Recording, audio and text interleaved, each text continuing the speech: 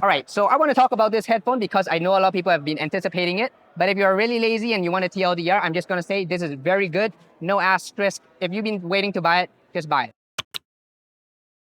First thing I'm going to go over, of course, is the build quality. This thing, it's light. It is definitely made of all plastic. It is a little swivelly, so maybe they could have tightened the tension a little bit. Otherwise, I mean, it's not really that big of a deal. There's no clicking to it. It's just a straight slide here. I will say I haven't really heard any of the other Momentum headphones, so this is really just first impressions of just Sennheiser in general, right? But yeah, good articulation all around. It feels nice on my head. No complaints with the fit and comfort. It is light. The cup sizes are good. You can see that there's a bit of depth to the pads as well. So it doesn't, feel like it's squishing your ears here. And the pads are kind of that pleathery sort of pads to it, same with the headband. But honestly, just no complaints overall with the fit and feel. As far as buttons go, you only do get one button over here on the right side, this button over here. It activates your voice command. In terms of actually controlling it, there's a swipe command, so up and down, left and right. What's really interesting is you can have ANC control by pinching you, so you can go quieter or louder, which is something that I've never seen before. I think it's a nice touch with these headphones. As far as the ANC goes, it is actually quite acceptable. I'm here at Toronto Audio Fest, and it is a fairly noisy environment, and when I put these on, it does feel isolating, but I don't get that airplane pressure pushing against my head. So yeah, no complaints with the fit, build, anything like that. It's good. I have the latest version of the app on my phone.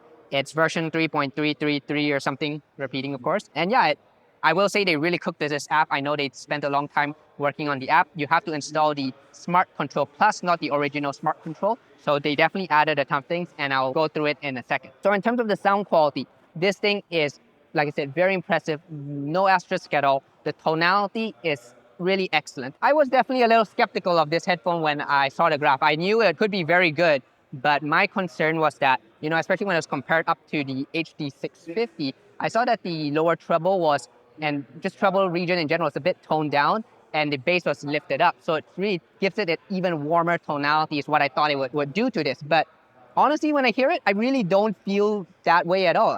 Yes, it is a bit warmer. You don't get that Harman dip necessarily in the lower mids, but I don't find that this headphone has that warm nature of sometimes the 650 where you might call it veiled. There is enough sharpness in the lower treble region to give it that crispness in the treble. So you do get a little bit of sparkle, a little bit of brilliance that keeps things a little lively, and it doesn't sound like it's deadened. In terms of the bass punch and weight, so the bass punch is actually quite good. You do get a good amount of weight to that bass note. It's obviously not a bassy headphone, like a really big boomy headphone. You don't get a really big sub-bass rumble, but I would say the bass is very tactfully tuned on this one. And once again, I was slightly concerned with that bass hump and elevation. I thought maybe it would make it a little too warm, maybe it'll make it a little too boomy, right? But really not in the case. If I really wanted to nitpick, I could say there's a slight amount of blooming, but that is like the most nitpicky thing I can think about. It's a closed back headphone, but it doesn't really feel like a closed back headphone where, it feels like you're so constrained in your head, or it feels like the notes are pushing up against the cups. It does feel pretty natural to me. Obviously not to the level of an open back, but it's still really well done for a closed back. Once again, I just keep saying the word, there's no asterisk here. There's no real catch here.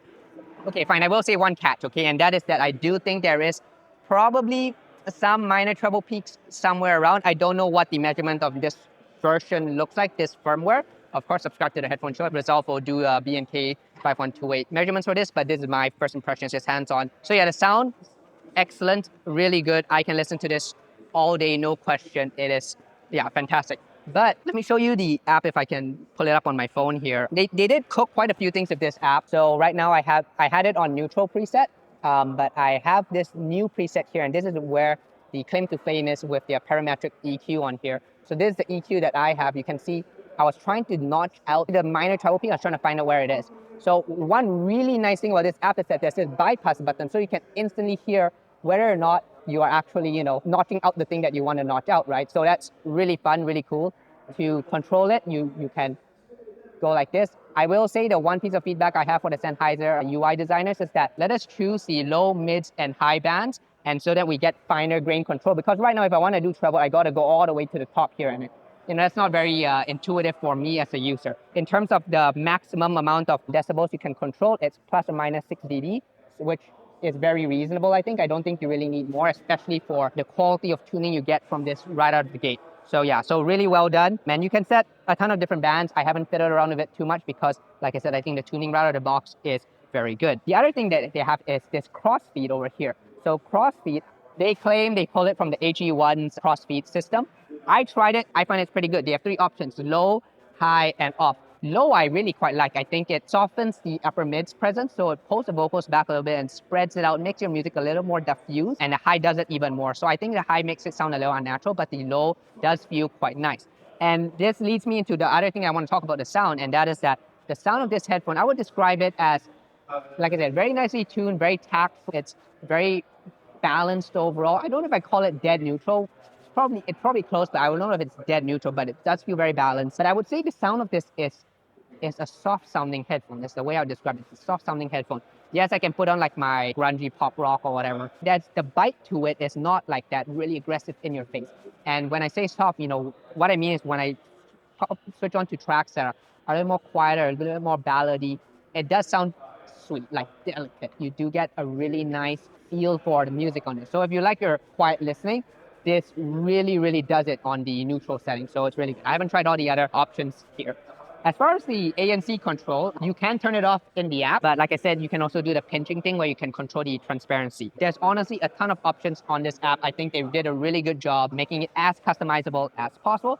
Props to Sennheiser for doing that. So yeah, so overall, first impressions of this headphone is that it's very good. Like, I'm not like the biggest fan of the HD 600. I'm not like, oh yeah, HD 600 is like the timbre king, anything else is irrelevant. But this one, I think it's very, very good. And for 500 USD, it's a bit, it's a bit expensive, a bit up there in terms of wireless headphones. But when you look at what the other really high-end audiophile headphones cost, like the DALI headphone, like the Batiste MG, those are, few $1,000s. This is less than half of that. And I think these knocks the socks off them, at least for tonality. I know that the Batiste, you do get a bit more of that focal punch and dynamism in its body, but the tuning is just nowhere as pleasant and enjoyable as to listen to as the HDB 630. So I don't want to sound like I'm shilling too much for these headphones, but I do think they're very, very good. Probably one of the best headphones I've heard in a while, especially for a close back headphone. And of course, headphones.com is going to be carrying these headphones. So, if you like the work that we do on this channel and you want to support us, please do consider from headphones.com. But otherwise, thank you and have a nice day.